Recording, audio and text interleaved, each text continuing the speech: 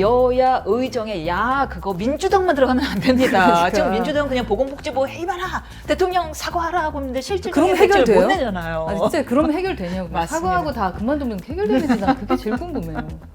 아니잖아요. 그러면 전문 분야에 있었던 그리고 정치인으로 이제 입성한 이주영 의원의 얘기를 들으면 되잖아요. 그냥 개혁신당이 싫대. 예를 들면 그건 안 되죠. 필수료를 직접 현장에서 경험한 분인데. 그럼요. 그 현장의 경험자이면서 정치인 그리고 입법기관인 그분의 말씀을 안 듣는 이유가 뭘까?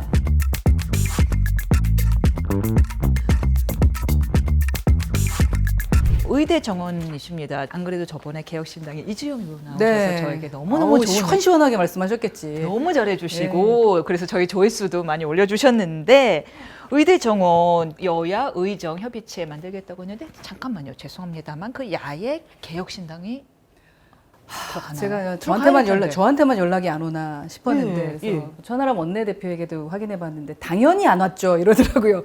연락이 안 오는 걸 당연히 안 왔죠. 오늘 이제 최고위회의 하고 당연히 왔는데 안 하죠. 당연히 안 왔죠. 이주영 의원이 사실 이번에 그 저 의료개혁의 핵심이잖아요. 그러니까요. 필수의료하고 지역의료를 딱 경험한 분 아니에요. 그렇죠. 소아응급실. 응급실에 있었던 분이세요. 소아응급실. 소아응급실에. 그때 지방에서 이주영 의원이 안 들어가면 누가 들어가야 되는 거야 도대체. 여야 의정이라고 하는 거는 네. 어떻게 구성되는 겁니까? 저 신문에 보도는 봤는데 언론에서 정확하게 좀 뭐 구체적인 안이 나와 있어요? 그러니까 어떻게- 저희가 전혀 모르는 겁니다. 아 현재 모르시고 네. 지금 의대에 관련된 거 말씀하시는 거죠. 예, 전혀 알 수가 없어요. 원래는 그 안에 그 협의체가 아니라 청문회 비슷한 뭐 하는 게 있었어요. 그때는 우리 의원님이 들어가셨어요. 그랬는데 여튼 지금은 전혀 소통이 없죠. 그러니까 제가 물어봤을 때는 그 여당과 제1야당만 진행하는 걸로 알고 있습니다. 결국 그렇다면은 여야 의정 이제 야는 이제 제 안타깝지만 일야당만. 제1야당만 들어갈 것으로 보이는데 아니면 과연 10석 이상이니까 조국 그 혁신당을 또 또 부를 수는 있을 것 같습니다만 여튼 저희랑 협의를 하지 않아서 저희가 그러한 정보를 알지 못한다는 이 자체가 잘못된 거라고 생각합니다. 이 자체가 잘못된 네. 것이다. 알겠습니다. 이 절차의 문제가 있고 그다음에 그러면 실체의 문제로 들어가 보겠습니다. 네. 실체 문제에 대해서 과연 이 협의체가 출범은 할 수 있을 거라고 보여요. 지금 약간 삐그덕거려요. 의대는 안 가겠다 이러고 있고요. 지금 다 될 것처럼 보이는데 한동훈 대표는 2025년도 그 논의에 포함시키죠. 뭐 이제 우리 다 오픈입니다 이래버리고요. 그러니 용산에서 아니 2025년도 얘기를 꺼내자면 어쩌자는 거야 라는 얘기고요. 지금 삐그덕 야당은 사실 제1야당은 입장이 민망하기 때문에 이러지도 저러지도 못하고 있는 상황이라 저희가 녹화다 보니까 결론은 나겠으나 지금 이 여야 의정 협의체가 출범은 가능할지조차 의문입니다. 아마 네. 의사단체가 없이 시작할 수 있다면 가능하겠으나 지금 우리 의사단체와 함께 협의해보자는 그런 시작점이었잖아요. 네. 근데 지금 본인들이 뒤로 물러섬이 전혀 없이 이렇게 밀어붙이기식이 되면은 저는 불가능하다고 봅니다. 밀어붙이는 게 누가 밀어붙인다? 둘 다 마찬가지죠. 그러니까 의사들 입장에서는 본인들의 의사를 밝혔고 근데 정부에서는 왜 25년부터 해? 말 안 돼? 라고 얘기하고 있는 거고 한동훈 대표는 지금 뭐 25년도까지 얘기해보자 라고 하지만 의사들도 좀 영리하시잖아요. 지금 한동훈 대표의 말이 힘이 없다라는 걸 아실 겁니다. 그리고 이 의사들이 지금 가장 뭐 이주영 의원도 말씀하셨겠지만 의사들이 화난 지점은 올해부터가 아니에요.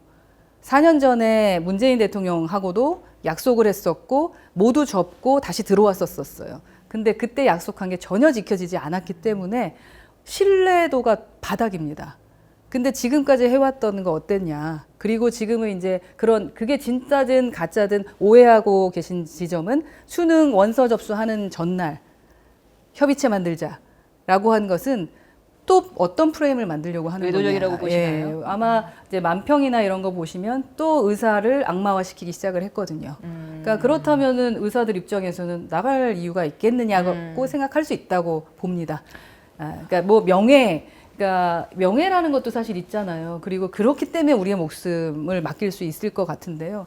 본인들의 직업의식이 어느 정도인지는 모르겠으나 직업의식이 있을 거라고 저희가 믿었을 때 그 직업 자체를 거의 바닥으로 명예를 뚝 떨어뜨려 놨기 때문에 굳이 욕먹으면서까지 할 필요가 있겠느냐가 지금 문화인 거로 알고 있습니다. 좀 사적인 질문이긴 한데 지금 댁에 계신 부군께서도 의사시잖아요. 그렇죠? 아니 근데 이번 그 문제는 부분은, 예. 그 개인 병원하고는 전혀 상관이 없습니다.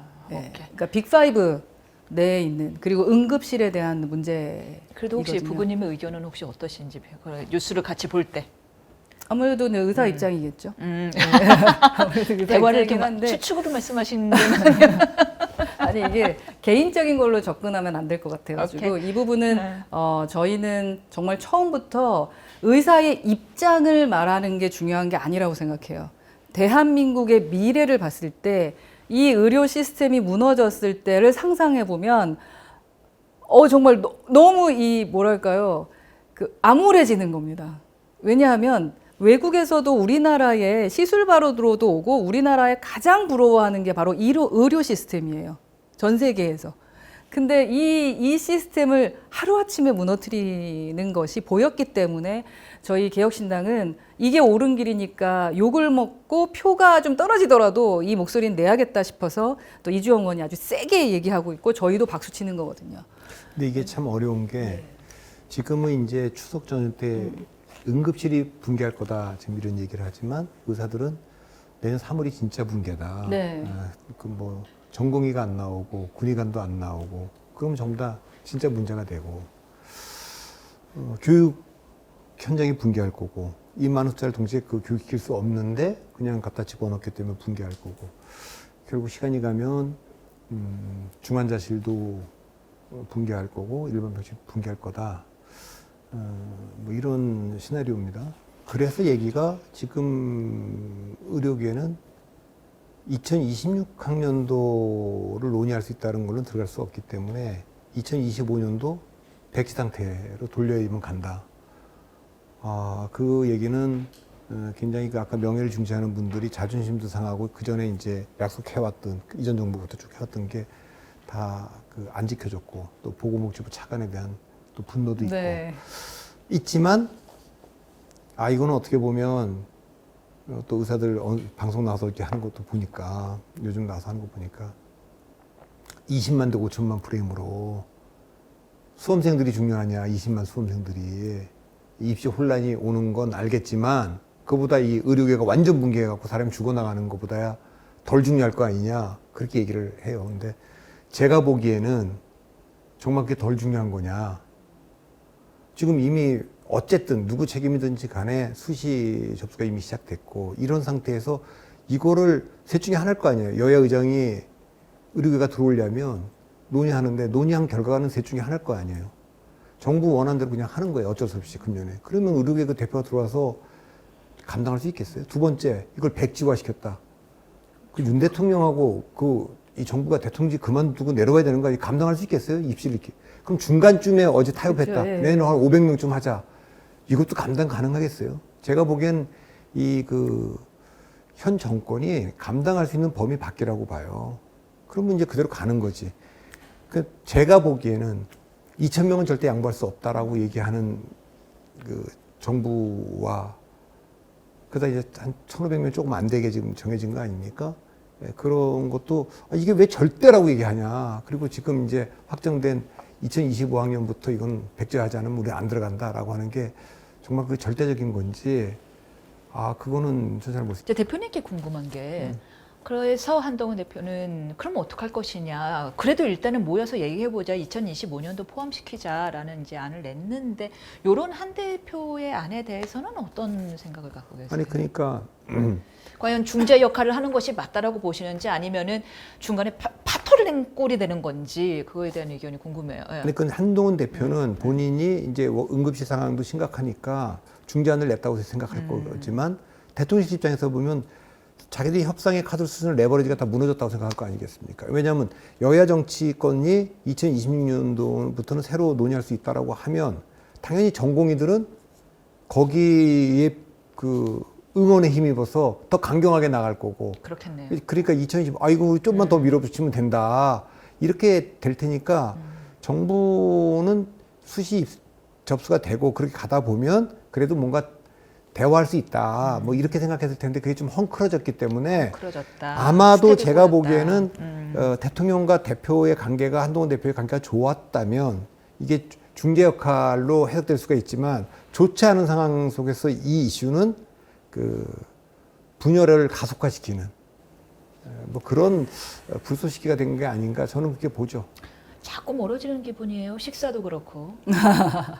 예, 뭔가 자꾸만 멀어지는. 그것도 뭐 예. 며칠 전에 그러니까 지난 주말 그러니까 때죠. 뭐 예. 일부 최고위원들만 따로 불러서 밥을 먹었다고 그러는데 그건 뭐 일부 최고위원들이 어떻게 가게 된지 모르겠지만 예. 대통령이 직접 초대를 했던 아니면 또 거기 뭐 있었던 윤상현 의원이 권했든지 간에 당대표가 있는데 당대표하고 최고위원들 관계가 좋지 않을 수는 있어요. 예. 또 당대표에 대한 불만도 있을 수 있고 최고위원들 제대로 뭐 충분히 이제 뭐 논의도 안 하고 그럴 수 있지만 그래도 그런 제안이 올 때 이건 저희는 당대표랑 할 때 같이 하겠습니다. 그리고 지금 그렇게 하는 게 좋다. 이거 저희가 따로 하면 지금 안 그래도 이게 지금 조금 바깥에서 보는 시선이 그런데 이걸 증폭시킬 수 있다.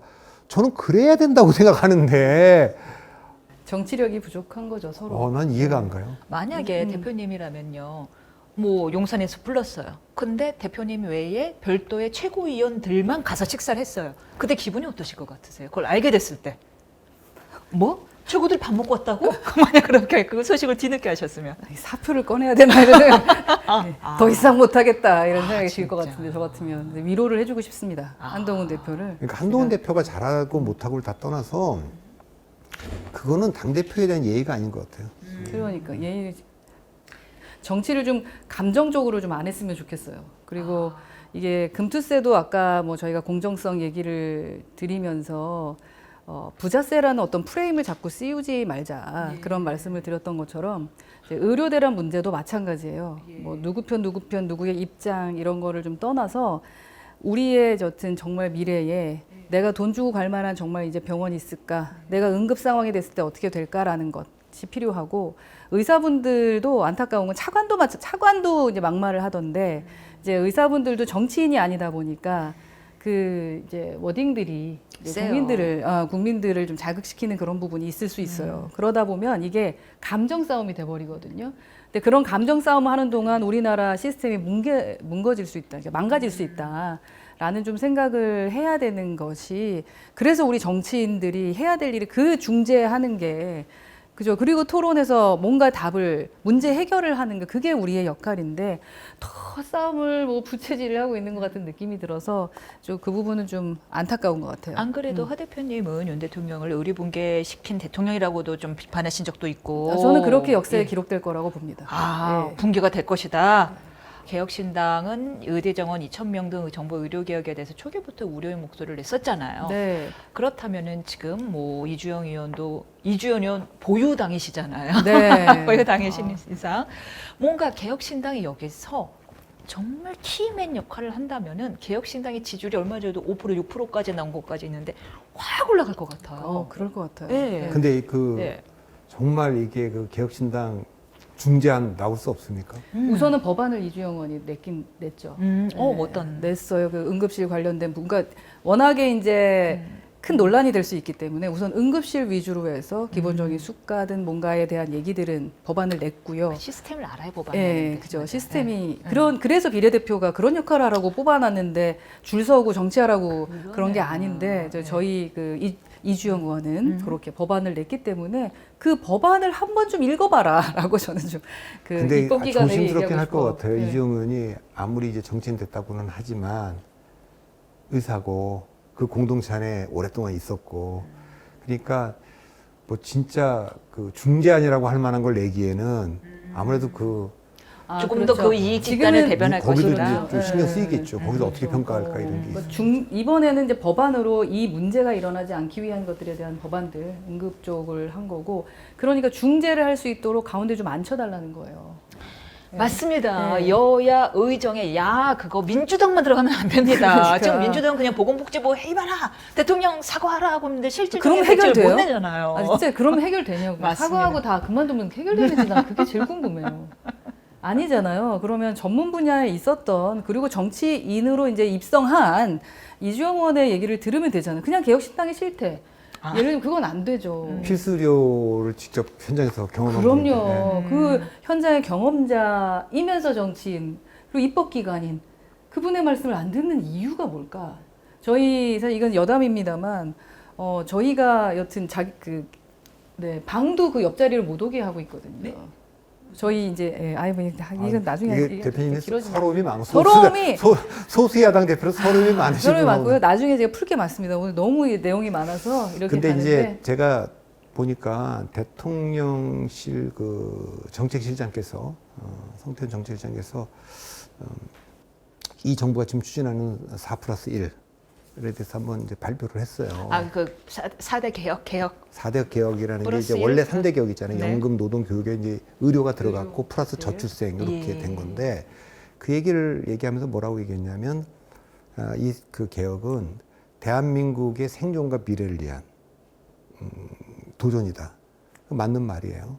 그렇기 때문에 정치적 유불리를 그러니까 그 말씀 따지지 않는다. 하시더라고. 그리고 모든 개혁에는 저항이 따른다. 종합해 보면 예. 윤 대통령의 지지율이 낮은 것은 개혁 때문에. 개혁을 하기 때문이다. 이렇게 지금 얘기하고 있는 거예요.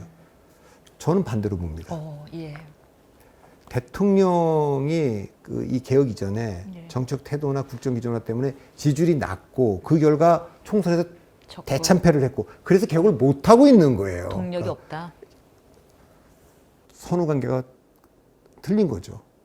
정말로 대통령이 인기 없는 정책을 감수하고 이념적인 게 아니고 정권 초기부터 저는 딴 거 모르겠습니다. 대한민국을 위해서 꼭 필요한 이 개혁 이거에 일로 매진하겠습니다. 제가 역사에 욕을 먹더라도 제가 이건 그랬으면 이렇게 지지율이 안 떨어질 거고 총선도 안 떨어져. 이렇게 하고 싶은데 의석이 부족해서 지금 못 하고 있습니다. 국민들께서 힘을 몰아주십시오. 여기로만 지난 그 2년 동안 몰아갔다면 국회에 가반하지 않았겠어요? 저는 이 말씀 모든 게 개혁신당 그 어려운 걸 하고 있다. 개혁신당이. 네. 응. 그래서 만약에 윤석열 대통령이 그렇게 하면 저희가 만약 혹시 탈당하시면 받을 의향이 있다. 네? 잠깐만. 정말로요? 진심이세요? 그럼요. 지금 개혁이라는 화두를 던지셨거든요. 그리고 지금 말씀했던 모든들이 다 맞는 말씀이고 저희가 그러면 그렇게 그 오고 개혁의 있습니다. 방향성에는 개혁신당도 상당히 동의하는 부분이 많다는 그러면 말씀이시네요. 그 방향성이라기보다는 말. 예. 왜냐면 그 말뿐이지 그러한 방향성으로 움직이는 건 전혀 저는 못 보고 있어요. 지금 실행하지 못하고 계시다라고 하잖아요. 말뿐인 개혁은 누구나 합니다. 그러나 저희는 행동으로 지금 보여주고 있다라는 거거든요. 그리고 행동으로 하고 있는 이주영을 테이블 위에 앉혀라. 그래서 일단 의료 개혁만 놓고 보면 그 이제 그 네 가지 개혁의 전략적 목표를 다 얘기했어요. 그러니까 노동 개혁은 뭐를 목표로 하고 교육 개혁은 뭐를 목표로 하고 연금 개혁은 뭐를 목표로 한다. 그래서 연금 개혁안은 그 목표에 따라서 정부안이 나왔어요, 이번에. 그 의료 개혁도 얘기만 들어보면 다 필요한 얘기를 했어요. 필수 지역 의료를 개혁하고 그래서 응급실 상태를 구조적으로 개선해야 되고 뭐 수가도 재조정해야 되고 뭐 이런 얘기들을 다 하긴 한 거거든요. 그런데 이 그 목표 문제가 아니라 이 목표를 달성하는 수단과 방식이 너무 거칠어갖고 지금 이걸 뭐 동의를 못 끌어내고 있어서 여기서부터 충돌이 난 거 아닙니까? 그러니까 이 상황이 과연 타결될 수 있는 건지. 그러니까 제가 이건 약간 다른 얘기인데 윤 대통령이 역사적 평가를 받으려면 두 가지 해야 되거든요. 네. 업적을 남겨야 되고 정권 재창출해야 돼요. 정권 재창출을 못하면 그 해놓은 것도 떨어지거든요. 그렇겠네요. 다시 도루묵 될 테니까. 예. 김영삼, 김대중 대통령을 보면 정책 위상 비슷한데 역사적 평가가 극명하게 갈려요. 차이점은 뭐냐? 정권 창출에 실패했냐 성공했냐의 문제입니다. 그러니까 김영삼 대통령도 정권 창출에 성공했으면 이토록 격화되지는 않았을 거예요. 김대중 대통령이 그나마 평가받는 건 정권 창출에 성공했잖아요. 그러니까 문재인 대통령도 정권 창출에 성공했다면 이처럼 격화되지는 않을 거예요. 근데 윤 대통령이 업적을 남기는 문제는 국회 의석을 갖고 있어야 되잖아요. 그건 또 지지율이 높아야 되잖아요. 이 노력을 안 했다고요. 안 하고 지지율도 낮고 의석도 없으니까 개혁을 할 수가 없는 상황이에요. 이미 이 상황에서는. 그러니까 야당하고 뭐 빅딜을 하기 전에는 나올 수가 없고 의회의 도움, 국회의 도움이 없이 할 수 있는 게 세 가지가 있어요. 외교, 안보, 경제 분야가 있어요. 여기서 지금 대통령이 그래도 평가를 받고 있는 거예요. 그런데 외교, 안보, 경제도 정권 재창출에 실패하면 다시 그냥 돌아가는 거예요. 그러니까 근데 윤 대통령은 이런 거에 대한 국정이라든가 그러니까 제가 늘 윤 대통령 정부에 대해서 생각하는 게 중요한 것을 중요하다고 생각하지 않고 중요하지 않은 걸 중요하다고 생각하는 착각을 계속한 거예요.